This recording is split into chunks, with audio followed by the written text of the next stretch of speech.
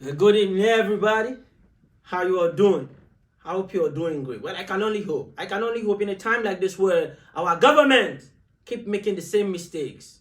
100 days in office, and all we have seen so far is the opposite of a renewed hope.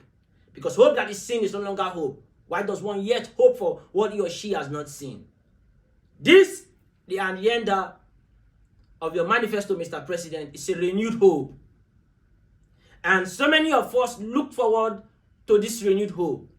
And we welcome the student loan bill because we saw it as a good move to make Nigerians have access to education. Most Nigerians. Because everyone cannot go to school.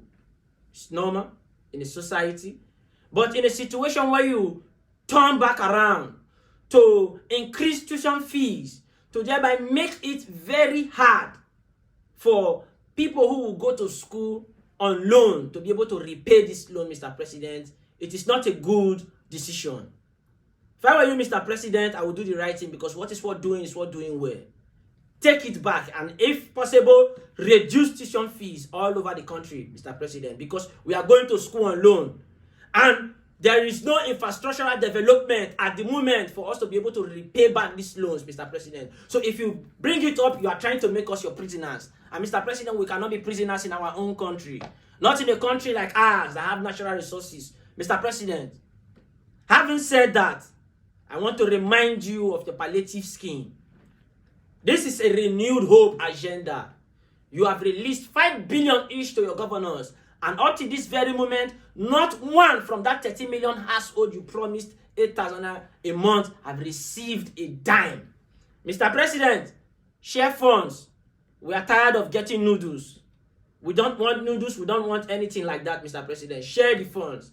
Having said that, to the Honorable Minister of Women Affairs, Uju Kennedy, Uchin, I've forgotten your last name. Honorable Minister, it is quite embarrassing that you can come up with such a myopic idea of us Nigerians. You must think very low of us for coming up with such ideas. Will your children be making toothpick? You can't come up with ideas like digital analysis and statistics, project management, foreign languages. You can't come up with good like things like coding. Honorable Minister, this is what you should come up with. Create a conducive, enabling environment for Nigerians to be able to learn good skills, not creation of toothpick.